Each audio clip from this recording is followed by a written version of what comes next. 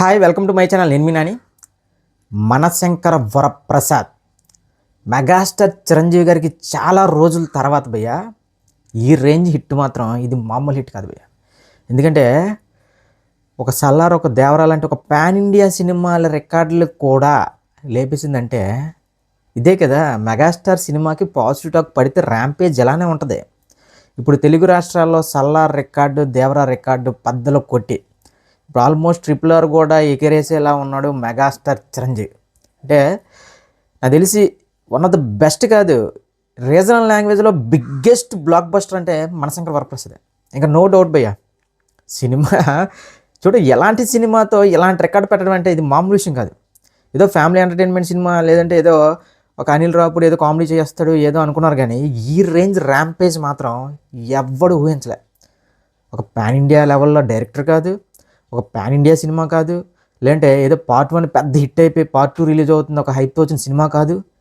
కేవలం సంక్రాంతి సీజన్లో జస్ట్ ఒక ఫ్యామిలీ ఎంటర్టైన్తో ఒక వింటేజ్ మెగాస్టార్ని చూపించారంటే, మెగాస్టార్ గారు కొత్తగా అందులో చేసిందేం లేదు, వింటేజ్ మెగాస్టార్ని చూపిస్తేనే ఇలాంటి ర్యాంపేజ్ అంటే బాబో, ఇది మాత్రం one of the best lesson భయ్య ప్రస్తుతం ఉన్న తెలుగు సినిమా ఇండస్ట్రీకి మాత్రం. ఎందుకంటే ఈ పాన్ ఇండియా అని, పాన్ పరాగులు అని చెప్పి వేల కోట్లు మార్కెట్ అని అదని ఇదని చెప్పి ఒక 1000 కోట్లు ఖర్చు పెడుతున్న సినిమాలకి ఒక 1000 కోట్లు ఖర్చు పెడితే ఒక 1200-1300 కోట్లు వస్తున్నాయి, అబ్బో యాక్సిడెంట్ బుర్రపాడు మెంటల్ వచ్చింది, ఇలాంటి కలెక్షన్స్ ఎక్కడా లేవని పోస్టర్ మీద చేసుకున్న ఇలాంటి రోజుల్లో ఒక 30 కోట్లలో సినిమా ఫినిష్ చేసి, అది చిరంజీవి గారు లాంటి ఒక యాక్టర్తో, అంటే వితౌట్ రెమ్యునరేషన్ చెప్తున్నాను నేను. సో ఇలాంటి బ్లాక్ బస్టర్ కొట్టడం అంటే మాత్రం మెగాస్టార్ మ్యాజిక్ అనిల్ రావుపూడి డైరెక్షనే నిజంగా. అసలు మెగాస్టార్ చిరంజీవి గారు ఛాన్స్ ఇచ్చారు కదని చెప్పి ఓరమాస్ ఎలివేషన్స్ ఏవేవో పెట్టేసి ఇష్టానుసారంగా డబ్బులు ఖర్చు పెట్టడం అలాంటివి ఏది లేకుండా సింపుల్గా ఒక ఫ్యామిలీ ఎంటర్టైనర్ కథించుకొని ఆ గట్స్కి మాత్రం నిజంగా హ్యాట్సప్ భయ్య అనిల్ రావుపూడి భయ్య. అంటే ఏ డైరెక్టర్ అయినా మెగాస్టార్ గారు ఛాన్స్ ఇస్తే వెళ్ళిపోతారు కమర్షియల్గా, ఓరమాస్ ఫైట్లు అవి బ్లడ్ బాతులు అవి, కానీ అవేవి కాకుండా నా వింటేజ్ మెగాస్టార్ని, ఒక చెంటెబ్బలో మెగాస్టార్ని, ఒక అత్తకెమ్ముడు అమ్మాయికి మొగుల్లో మెగాస్టార్ని చూపిస్తే ఆ ర్యాంపేజ్ ఎలా ఉంటుందో ఒక్కసారి ఊహించుకొని అనే ఇమేజెస్ చూసారా. నిజంగా అనిల్ రావుపూడి అక్కడే సక్సెస్ అయిపోయాడు. ఇప్పుడు ప్రజెంట్ లెక్కలు చూసుకుంటుంటే సినిమా రిలీజ్ అయిపోయి ఆల్మోస్ట్ 30 రోజులు అయిపోతుంది. ఈ రోజుల్లో ఎంత పెద్ద బ్లాక్ బస్టర్ సినిమా అయినా సరే 2 వారాలే, అలాంటిది 4 వారాలకు పైగా నాకు తెలిసి కొన్ని సెంటర్లో 50 రోజుల ఫంక్షన్లను కూడా చదువుతాయేమో, ఆ రేంజ్లో ఉంది యుఫోరియా మాత్రం. ఎందుకంటే ఇప్పటికీ భయ్య నిన్న సండే ఇప్పటికీ కూడా ఇది first show and second show చాలా అంటే ఒక క్లారిటీతో, ఒక ఇంకా చెప్పాలంటే ఫ్యామిలీస్ ఎలా వెళ్తున్నారంటే వీకెండ్ వచ్చింది కదా సరదాగా మళ్ళీ ఇంకోసారి చూసేద్దారా, ఆ టైప్ ఆఫ్ ఒక మ్యాజిక్ క్రియేట్ అయింది చిరంజీవి గారు. అలా చేశారు చూడండి. ఫ్యామిలీ ఆర్ట్స్ని ఇంకా థియేటర్కి 4 రోజుల తర్వాత కూడా రప్పిస్తున్నారంటే వీకెండ్స్లో, ఇది మామూలు వచ్చ కాదు. సల్లార్ లాంటి ఒక సినిమా చెప్తున్నా కదా, ఒక పాన్ ఇండియా, ప్రశాంత్ నీల్ గారు, ప్రభాస్ గారు పాన్ ఇండియా హీరో, చాలా పార్ట్ 1 పార్ట్ 2 ఆ డైనోసరు ఏవో చెప్పారు, కానీ దాన్ని సింపుల్గా చెప్తున్నా కదా ఒక చిన్న ఫ్యామిలీ ఎంటర్టైన్మెంట్ లేపారు మెగాస్టార్ చిరంజీవి గారు. ఇక దేవరా సల్లార్ తర్వాత ఇంక చెప్తున్నాను కదా, పాన్ ఇండియా రికార్డులు, పాన్ ఇండియా సినిమాలు ఉన్న ప్రతి ఒక్క రికార్డ్ని లేపారుదబ్బరు మెగాస్టార్ చిరంజీవి గారు. అదే కదా మెగాస్టార్ అంటే, బాస్ ఆల్వేస్ బాస్ అంటారు. అందుకే ఏదో 2-3 సినిమాలు, గాడ్ ఫాదర్ ఒకటి, నెక్స్ట్ గాడ్ ఫాదర్ కంటే మొన్న బోలాశంకర్, అది అసలు ఆ సినిమా కానీ చిరంజీవి గారి సినీ కెరియర్లో చేరిపోయాల్సిన సినిమాలో అదొకటి. ఆ సినిమా ఇచ్చిన డ్యామేజ్ మామూలు డ్యామేజ్ కాదు. అంటే 40 ఏళ్ళుగా ఏడుస్తున్నారు అనుకోండి మెగాస్టార్ గారి మీద, అది పెద్ద, కానీ చాలా ఎక్కువైపోయింది బోలాశంకర్ సినిమాకి వచ్చేసరికి. 40 ఏళ్ళగా చేసిన ట్రోలింగ్ వేరు, ఆ Bhola Shankar cinema, next God father అంటే ఆ మోహన్ లాల్ గారితో పోల్చి అది చేసి చిరంజీవి గారు ఏంటి ఇంకా క్లమ్ సినిమాలు చేస్తున్నారు, అవి తీస్తున్నారు, అనిల్ రావుపూడి గారితో తీయడం ఏంటి, ఇంకా అమ్మాయి వెనకాల తిరగడం ఏంటి, అది ఇది వాగిన ప్రతి ఒక్కడికి కూడా మామూలు సమాధానం కూడా. ఎవడెవడైతే ఏదైతే వాగాడో వాళ్ళ హీరో రికార్డులు లేపాడంటే ఇది మామూలు ర్యాంపేజ్ కాదు భయ్య, ప్యూర్ మెగాస్టార్ ర్యాంపేజ్. చెప్తున్నా కదా. నెక్స్ట్ ఇంకా మెగాస్టార్ గారు ఇంక లైనప్ చూస్తుంటే మొన్నటి వరకు విక్రము, జైలరు ఇలాంటి సినిమాలు చేయాలి పెద్ద పెద్ద క్లాసులు పీకిన ప్రతి ఒక్కడికి కూడా జస్ట్ ఒక సింపుల్ సినిమాతో, సింపుల్ ఫ్యామిలీ ఎంటర్టైన్మెంట్తో చిరంజీవి గారు జస్ట్ ఆ హుక్ స్టెప్, జస్ట్ ఫోన్ అటు ఇటు ఆడిస్తూ ఈ రేంజ్ కలెక్షన్స్ అంటే ఎప్పుడు ఊహించలే. ఆల్మోస్ట్ 300 కోట్లకు పైగా గ్రాస్ అంటే, 375 కోట్లకు పైగా గ్రాస్ అంటే ఇది చిన్న విషయం కాదన్న. ఈ రికార్డు కొట్టాలంటే మళ్ళీ పాన్ ఇండియాలు, పాన్ పరాగులు అలాంటి సినిమాలే తప్ప మళ్ళీ రీజనల్ లాంగ్వేజ్తో కొట్టడం అంటే మాత్రం చాలా అద్భుతమే. అసలు ఎవరు ఊహించలే. సినిమా ఏదో సైలెంట్గా వస్తుంది సంక్రాంతికి, ఒక 2 వీక్స్ ఉంటుంది, మేబీ ఒక మహా అయితే ఒక 250 కోట్లు గ్రాస్ కొట్టొచ్చు అది ఇది అనుకున్నారు. కానీ ప్యూర్ మ్యాజిక్, మామూలు మ్యాజిక్ కాదు. అంటే ఇంకా దీనికి ఈ సినిమా మీద విమర్శించే వాళ్ళు ఉన్నారు. ఎవడు ఎన్ని విమర్శించినా ఏదైనా సరే ఒకటే చెప్తా, ప్రొడ్యూసర్కి, డిస్ట్రిబ్యూటర్కి, ఎగ్జిబ్యూటర్కి డబ్బులు మిగిలిన రోజే అదే బ్లాక్ బస్టర్ సినిమా అంటే.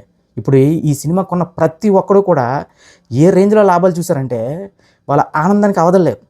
అంటే మెగాస్టార్ చిరంజీవి గారు ఇప్పుడు కాదు ఎప్పుడు ఒక మాట చెప్తుంటారు, నాకు కూడా వేరే హీరోలో ఒక ప్రయోగాత్మకమైన సినిమాలు చేయాలని ఉంటుంది, కానీ నా సినిమాకు ప్రొడ్యూసర్ పెట్టిన డబ్బులు ఏవైతే ఉన్నాయో, అంటే ప్రొడ్యూసర్ అనేవాడు నన్ను ఏదైతే డబ్బులు పెట్టి సినిమాలు తీస్తున్నారో దానికి నీకు ఒక రూపాయికి ఇంకొక రూపాయి ఇస్తేనే కదా.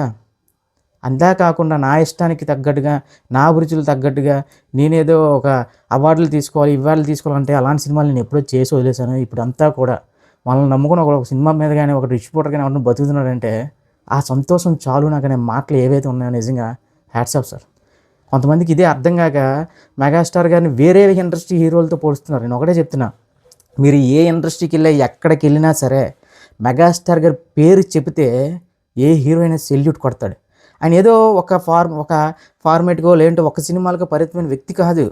ఒక డ్యాన్సర్గా, ఒక యాక్టర్గా, ఒక ఫైటర్, ఇంక చెప్తున్నా కదా, ఏదైనా సరే అవ్వలేలాగా చేయగలరు. మరీ ముఖ్యంగా 70 ఏళ్ళ వయసులో ఎవరైనా డ్యాన్స్ ఈ రేంజ్లో చేస్తే అడికి లైఫ్ టైం సెటిల్మెంట్ చేయొచ్చు. చెప్తున్నా కదా, ఇండియాలోనే కాదు ప్రపంచంలో ఎవరూ లేడు భయ్య.